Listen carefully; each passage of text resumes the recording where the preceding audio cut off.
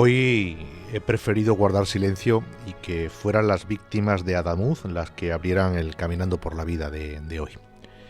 Huelva llora a sus víctimas del accidente ferroviario y lo hace con serenidad y con mucha dignidad. Un gran ejemplo para todo el mundo. Y para hablar de estos luctuosos acontecimientos y del resto de la actualidad onubense, nos vuelve a acompañar el diputado de Vox en el Parlamento andaluz por Huelva, Rafael Segovia. Bienvenido a Caminando por la Vida.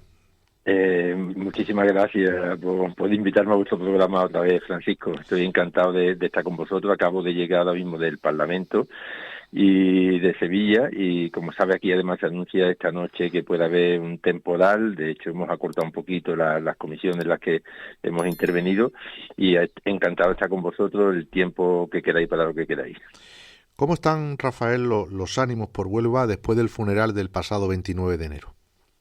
Bueno, lo primero que tengo que deciros es que el sentimiento de tristeza es generalizado y es sincero en todos los políticos, en toda la formación y, por supuesto, en la ciudad.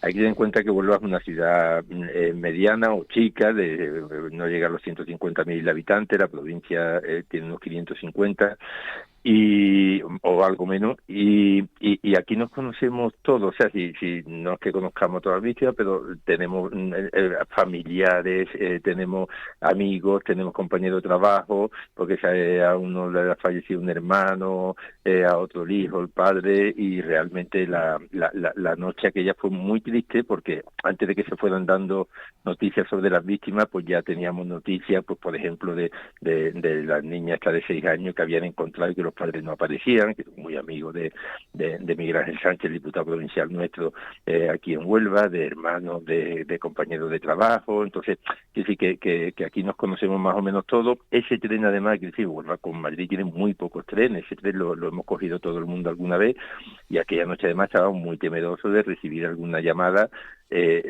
para contarnos que algún familiar directo podía estar implicado. Pues ese tren es el que vuelve de Madrid, que sale a las 6 de la tarde allí. Pues muchos chavales jóvenes de Huelva que trabajan en Madrid, pues hay muchos amigos, van a verlo, a pasar el fin de semana allí con ellos, o muchas familias de Huelva, ¿no? Tienen la costumbre de vez en cuando puede ir allí a ver un partido del Bernabéu, ¿no? O un musical en la Gran Vía. En fin, son cosas habituales, ¿no? Muy familiar. En este caso también venían un grupo de chavales jóvenes, la mayoría que habían ido a examinarse para funcionarios de prisiones, ¿no? El caso es que realmente vivimos unas horas de mucha incertidumbre y de mucha tristeza, porque las historias son realmente tristes. Uh-huh.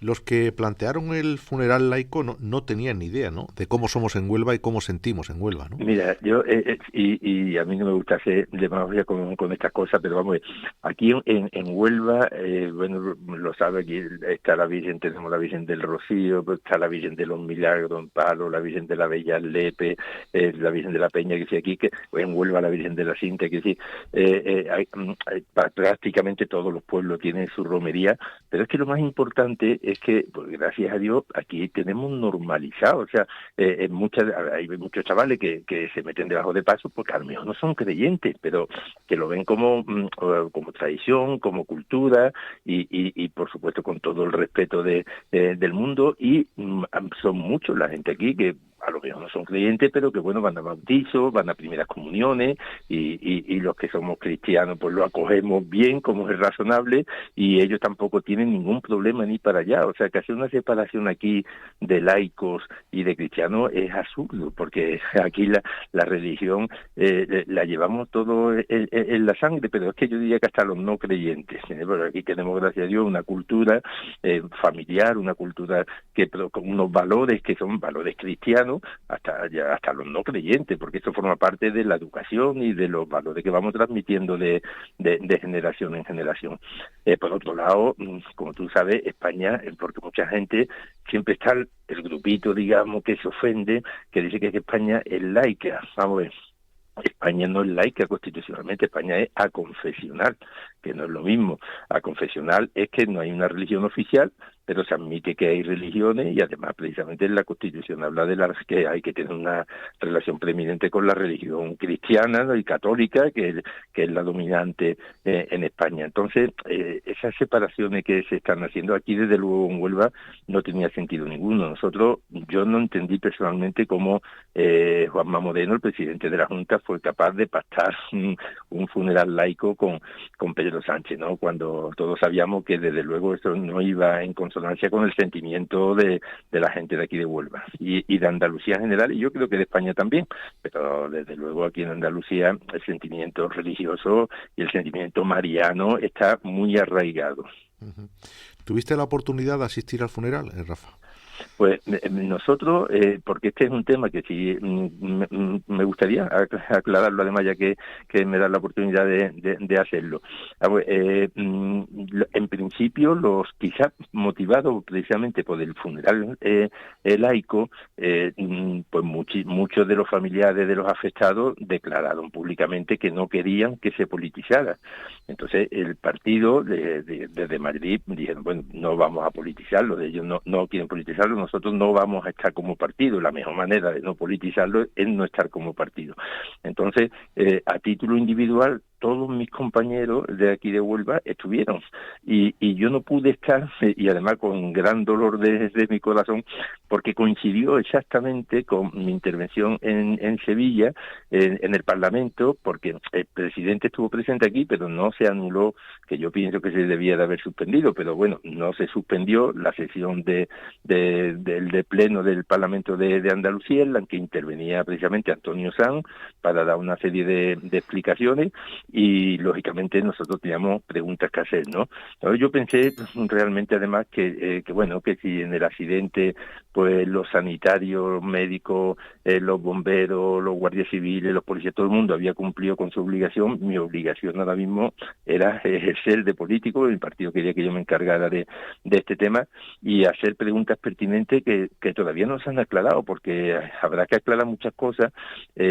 Para mí la primera obligación que tenemos los políticos es aclarar qué es lo que ocurrió, pero tanto por parte del gobierno central como de la Junta, porque también hay dudas sobre la intervención, no de los servicios de emergencia que se dejaron el alma allí y además fueron súper efectivos, sino de por qué se tardó en llegar al tren Albia, cuando seguramente a los 5 minutos el 112 debería de tener muchas llamadas de los que iban en el tren, ¿no? Y también consta una llamada de la interventora con Renfe. Entonces no entendemos cómo se olvidó en todo el mundo de ese tren, se centró en el Lirio, que sí, que estaba en la estación, era el primero que uno se encontraba, pero había llamadas desde un Albia, ¿no? Entonces no se ha explicado. Nosotros no estamos acusando a nadie, lo único que pedimos es esa explicación, y también creemos necesario que se explique por qué hasta el miércoles hubo familiares de víctimas que estuvieron dando vueltas de hospital en hospital sin saber si su hijo estaba vivo o estaba muerto.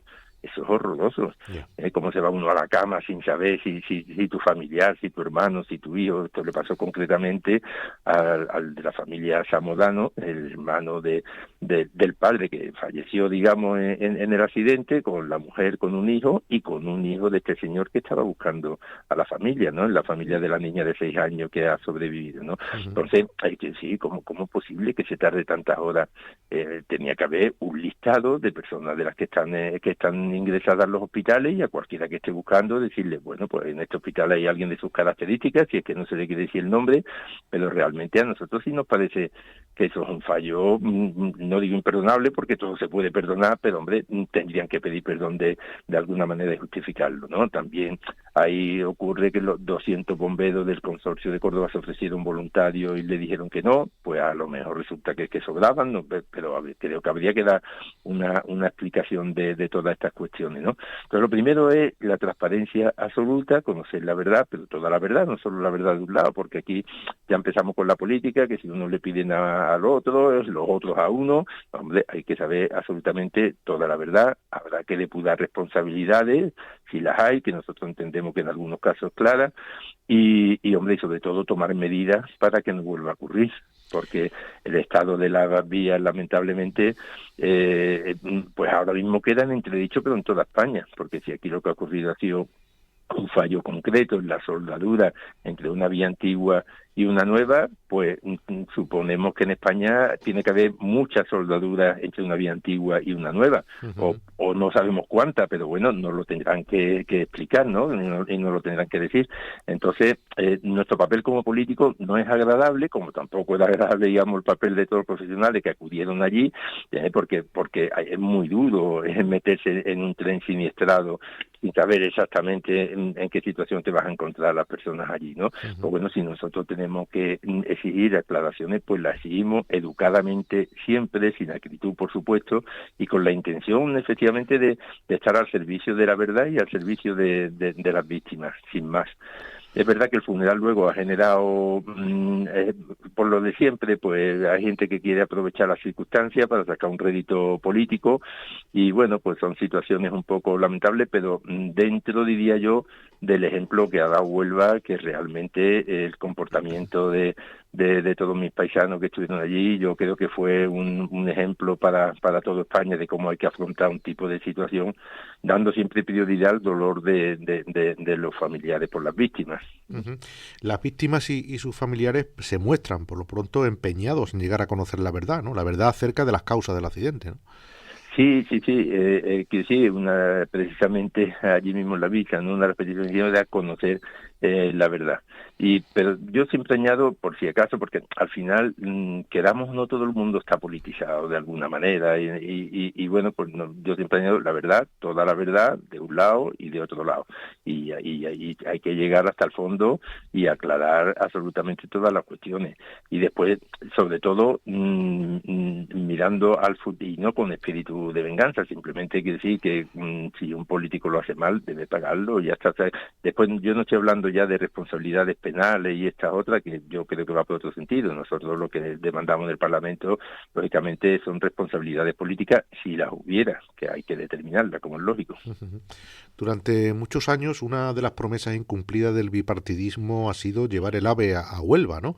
¿Qué ha quedado de todo eso, Rafael? Bueno, es que uno de los problemas que tiene Huelva, desde mi punto de vista, es que los políticos en general están más al servicio de sus partidos que al servicio de Huelva, ¿no? O sea, recientemente, hace pocas semanas, hubo una manifestación en la puerta de la Federación Onubense de Empresarios, y estaban allí todos los del PP demandando el AVE y la infraestructura, pero es que en el año 2000 ya precisamente el gobierno del PP, del Partido Popular, prometió el AVE para Huelva. Ellos estuvieron gobernando hasta 2004, pero es que en 2011, que fue cuando volvieron a ganar, llegó Rajoy personalmente dijo que habría una partida en los presupuestos para empezar las obras del AVE de Huelva, ¿no?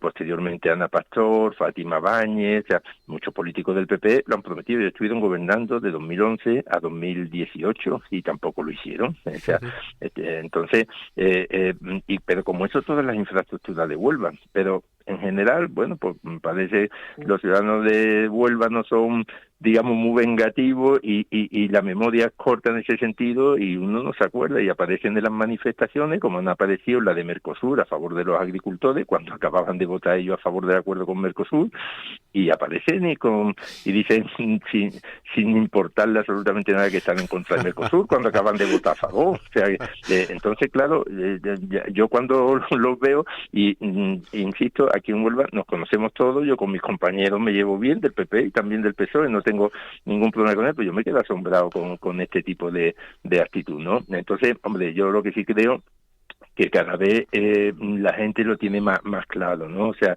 lo del tema del campo, por ejemplo, es obvio que es que en Europa ellos están coaligados, prácticamente no, con todas las medidas que vienen para la agricultura, para la pesca, que están desmantelando la flota, y dentro de los campos, en industria, energía, minas, todo esto viene de Europa, y en Europa el Partido Popular y el Partido Socialista están coaligados.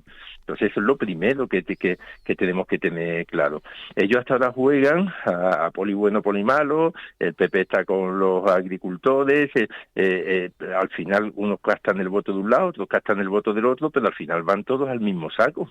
Y entonces los ciudadanos tienen que saber que eso es así, o sea, es una realidad, esto no es una opinión, es que es así y se puede demostrar, ¿no? Y además está clarísimo, ambos son defensores de la Agenda 2030, del Pacto Verde Europeo, que es la que hace que haya un comercio libre prácticamente con países como Marruecos, Sudáfrica, Túnez, Egipto y ahora con Mercosur, con lo cual es la ruina absoluta para los agricultores españoles. Esto se acompaña además de que no se hacen las obras de infraestructuras importantes, no se hace ninguna, ni donde la autonomía, donde está el PP, ni donde está el PSOE, y gobierne uno o gobierne otro, desde hace muchos años, tengo las presas de Rule que todavía no están hechas en Granada, que no están hechas las conducciones de la costa tropical, y lleva 23 años construida. Chile en Jaén está desde 2015. Aquí en Huelva estamos pendientes de la presa de Alcolea, sí, que ya en 1998 se declaró. Te quería preguntar, Rafa, porque hace algunos días publicaba la prensa que la Junta de Andalucía iba a asumir y financiar la finalización de la presa de Alcolea. Supongo que esto tendrá que ser con el consentimiento del Gobierno de España, ¿no? Que es el competente, ¿no? Sí, mira, fíjate si eso es una tomadura de pelo. O sea, yo estoy convencido que todo esto el PP y el PSOE lo hacen de mutuo acuerdo para tenernos distraídos, o sea, y para tenernos ilusionados, y van pasando los años y no se hace. Alcolea, ya te digo, del 98, Pero es que hace un año, en octubre, no del 24, del 23, hubo un pleno en el Parlamento que el PP presentaba una moción para, poco más o menos, para llegar a un acuerdo con el gobierno central y pedirle que construyera la presa Alcolea, y luego decían que si el gobierno autorizaba a la Junta a hacerlo, que la Junta lo hacía. Hombre, yo en el mismo pleno dije, las posibilidades de que esto salga adelante es cero. O sea, aquí lo vamos a votar, pero luego el gobierno central no lo va a hacer, y el gobierno central no lo va a hacer porque además ya había respondido que no lo iba a hacer, ¿no? Con la excusa de que las aguas no tienen la calidad suficiente, a pesar de que la declaración de impacto ambiental sigue aprobada y vigente, Pero luego nos dijeron esto, que iban a llegar a un acuerdo para que lo construyera la Junta de Andalucía. Bueno, eso es imposible. ¿Cómo le va a dar, siendo una obra absolutamente emblemática? ¿Cómo va a dejar al gobierno central que lo construya la Junta? Porque aparte, además, el gobierno tenía que poner la misma cantidad de dinero para hacer otra serie de obras. Y bueno, pues para eso lo hace el gobierno, ¿no? Y se pone la medalla al gobierno. O sea, es que eso me parecía absolutamente infantil, pero bueno, la gente se lo creía.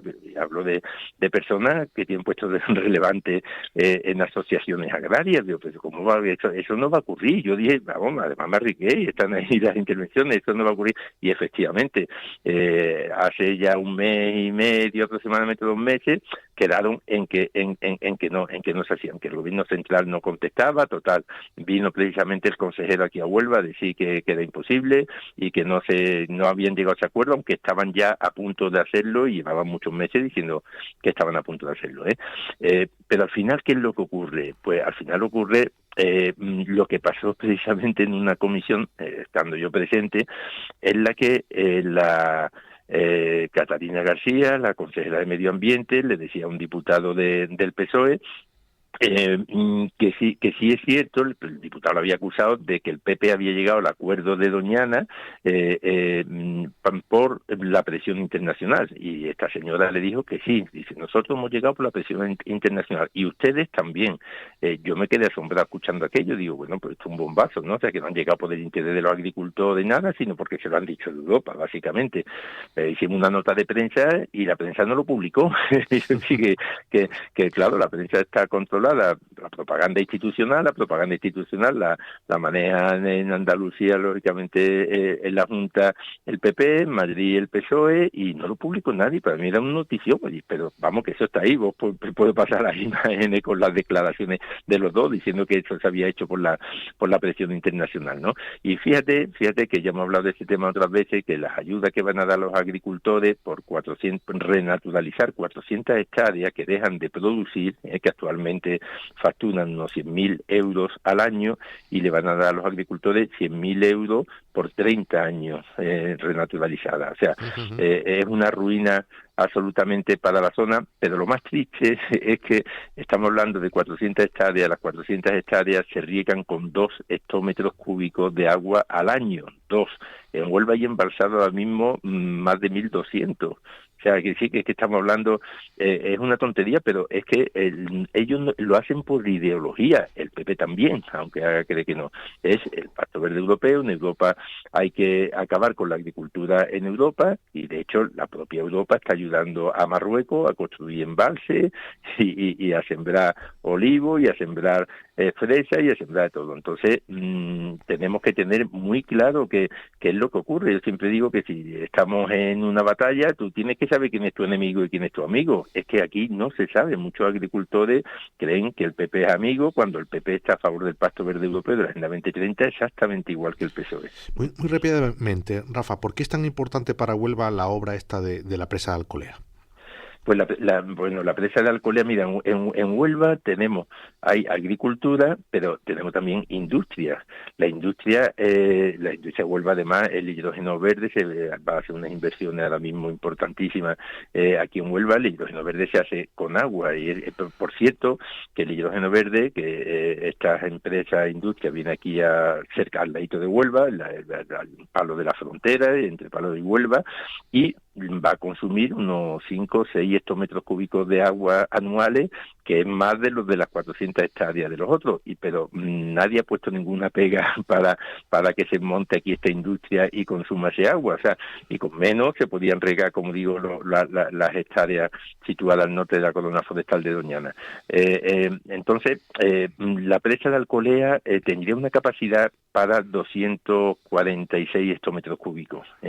La presa de Alcolea estaría en la cuenca del Odiel. En Huelva tenemos por un lado la cuenca del Guadiana, al otro lado, que limita las dos la provincia, la cuenca del Guadalquivir, y en medio está la cuenca del Quinto Diel Piedra.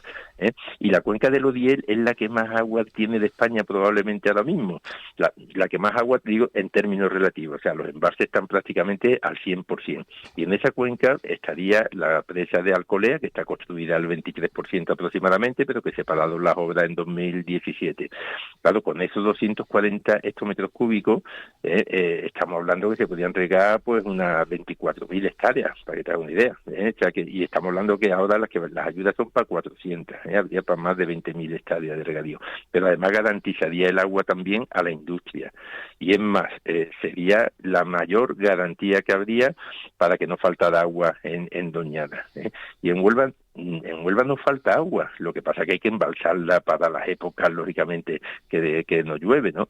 Aquí mismo en Huelva capital tenemos la EDAR de Huelva, la estación depuradora de aguas residuales, que se están haciendo a la obra para ponerla en tratamiento terciario, que se puede proporcionar 12 hectómetros cúbicos al año, que es mucho, pero es que hay muchas más posibilidades. Entonces aquí el problema está que faltan obras de infraestructura, no falta agua, falta obras de infraestructura para almacenarla en el momento en que sobre y utilizarla cuando falte y llevarla donde no hay, obviamente. Rafa, muchísimas gracias por seguir cuidando de eso que amamos tanto tú y yo, nuestra tierra onubense. Un abrazo. Sí, además yo pienso que hace mucha falta porque como se ha visto lo de las vías, pero en las carreteras va a ocurrir también alguna desgracia, están en unas condiciones lamentables todas, las del Estado, las de la autonomía, y yo espero que se haga una auditoría de todas las vías de tren y también de las carreteras. Un abrazo, Francisco, y contad conmigo para lo que queráis. Rafael Segovia, diputado de Vox en el Parlamento andaluz. Muchísimas gracias. Gracias, Allí. Un abrazo.